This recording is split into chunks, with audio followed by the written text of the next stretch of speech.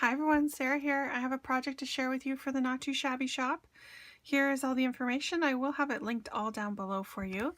Don't forget to log in when you're making your purchases so you can collect your reward points. For every dollar you spend, you get 1 point. And for every 100 points, you get a $5 gift certificate. And also any US orders over $60 ship for free. And don't forget while you're shopping to use a coupon code. Mine is Sarah10 for 10% off your purchase. Right now, Jamie has some new Neat and Tangled and the new release from My Favorite Things. Super awesome stamps there. Okay, so for this project, I have brought out some items that I've been collecting from the Not Too Shabby shop.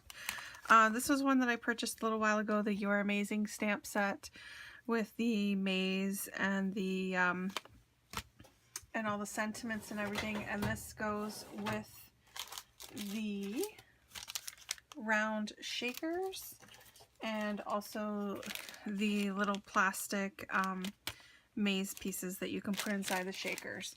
So that was one of the things. The black and white were the original release, and they now have a rainbow color package, so check that out.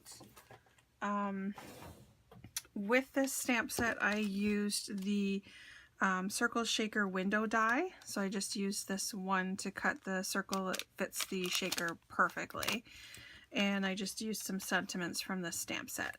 I decided to pair it with this up in the air stamp set from My Favorite Things. When this stamp set was first released, I didn't purchase it because I had one that was kind of similar. I think you probably familiar with Pretty Pink Posh. They had one that they had released. I think it was a Stamp Timber stamp set. So I didn't get it, but it kept coming up in the shop. Jamie kept getting it back in stock, and it's so adorable, so I did decide to purchase it. I didn't get the dies with it. I just purchased the stamp set. So here is my card. Ta-da! It turned out so adorable. When I was looking at the stamp set, I realized that the size of the balloon on the large balloon was the same size as the maze and the circle die. So it worked out perfectly. I stamped my little cat, I masked it, and then stamped the balloon, colored it all in, and then I was able to die cut the balloon out with the circle. And I do have all of this on video for you guys. I have the coloring, I have the die cutting. The only thing I didn't do was adding in these little extra balloons is not on film, but basically I just colored and fussy cut them out, added some, it's the glitter Spectrum Noir glitter pens. Jamie also has these in the shop. I used that on top of these two balloons. So I didn't add any dimension other than the shaker window and the foam tape on the little balloons, because I just wanted to keep it so that this image was nice and flat and it looked like all one piece. And then it's just, I took the sentiments, You're Amazing and You Will Find Your Way. I shaped that one around the circle of the die cut. And that's it. I added in the clouds with the cloud stencil. That is another thing. This is the original cloud stencil that was released by My Favorite Things that Jamie had in her shop. The new release is a small cloud stencil, so it's smaller clouds, and it's also the free with 60 in Jamie's shop right now. So check it out. You do not want to miss out on that. Alright, so I will add all the process videos for you guys. Leave a comment, subscribe, and have a great day. Thanks. Bye.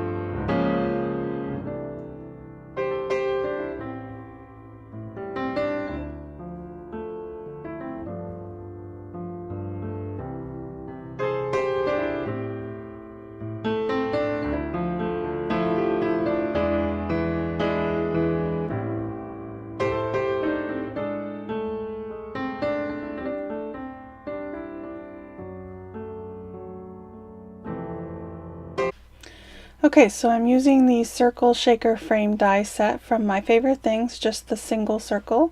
I'm placing it around the hot air balloon. You can see there's a bit of a edge around it. I am pushing it up towards the top more so that I'm not cutting the head off too much. I'm still going to cut it off a little bit, but not too much. Okay, and you can see that it fits back in perfectly. No issues or concerns. So, I'm using the circle shakers, the replenishments from My Favorite Things, along with the white maze shaker elements and the little ball bearings also from My Favorite Things. And it'll just be put together like that when we place it on the card. You can kind of tell there is a good side and a bad side to the mazes, so just take a look at it when you're doing it, and you can see one side is a little bit softer and the other side is more flat. Okay, so I didn't want just a plain white card front, so I'm using my cloud stencil from My Favorite Things and the tumbled glass distress ink with my little sponge dauber, and adding in some clouds to the background of my card front.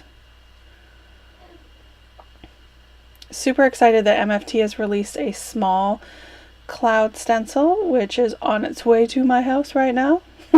Jamie does have it in the shop, so check it out. It's the free with 60 right now.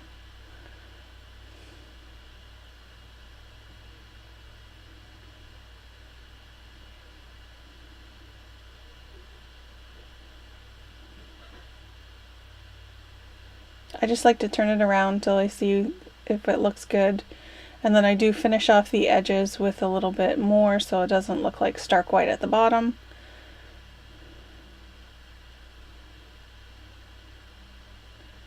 And then this is where I'm adding in the sentiments. So I decided to use You're Amazing, obviously because of the maze. And then I decided because of the hot air balloon, I would use the You Will Find Your Way. And originally I was thinking of just stamping one underneath the other, but then I decided to follow the circle of the shaker. I thought it would be a great idea. I always like to use my Misty to stamp my sentiments just because I do sometimes mess it up, so I like to be able to stamp them over top of each other. And this is a new stamp set, so I have not primed or anything, so sometimes it doesn't always work out perfectly the first time you stamp it.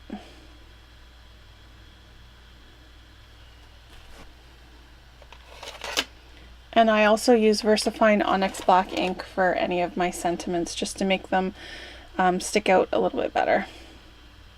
I was going to try and do this in my Misty, but I realized that that was a little bit too hard, so I decided to use my acrylic block.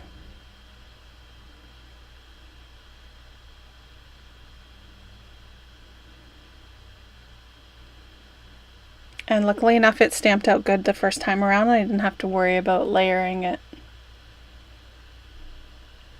Alright, so that is it for the stamping in the background. I will be putting the card together next.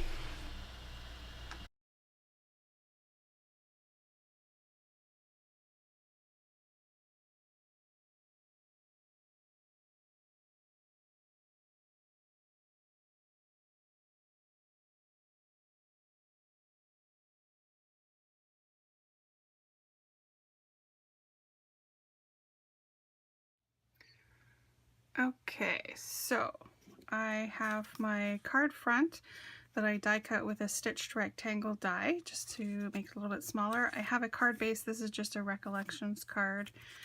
So I'm going to start putting it together here. So I just want to place it where I want it to be, and I have my die cut image that's going to go in the background. So the first thing I'm going to do is glue that in. I'm just using some Tombow multi liquid. Okay, so I'm placing this where I want it to be and using it as a guide so that I can get my image lined back up again. And then we're just going to push it into place. And then to put it together, we do have to glue this down, the little maze piece. And then the shaker is going to attach to here and go down on top of it. Now I'm going to attach the shaker and my little maze piece with multimedia matte, and I want to let those dry because when before I close this up, I'm going to add in my little tiny ball bearings to do the maze, and I want to make sure that all the liquid multi-matte is dry on this piece so that those little balls don't stick to an edge and get stuck there.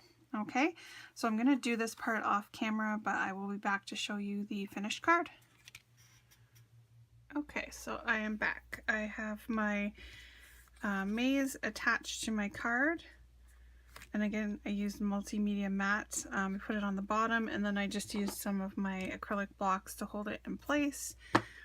And then I also attached the shaker to the inside of my card front. I have one of the ball bearings here. I'm just going to drop it into my card, and then I'm going to use my Tombow Mono Liquid Multi and add that to my card front here. Oops, that was a lot. Okay, so I'm going around the outside edges, and then I also want to get a little bit on the inside, but then on the shaker portion, because you want that to be nice and flat against your card. Making sure I'm getting it all the way around. I have my ball bearing inside, and then I'm going to take my card base and turn it sideways here so I can see what I'm doing. And I want to line up my image in the background, and then also center around the front. There you go. So I'm just going to press around the edges, and then to make sure that this stays flat, I'm going to put my acrylic blocks down because that's going to hold the top portion in place, and let it dry.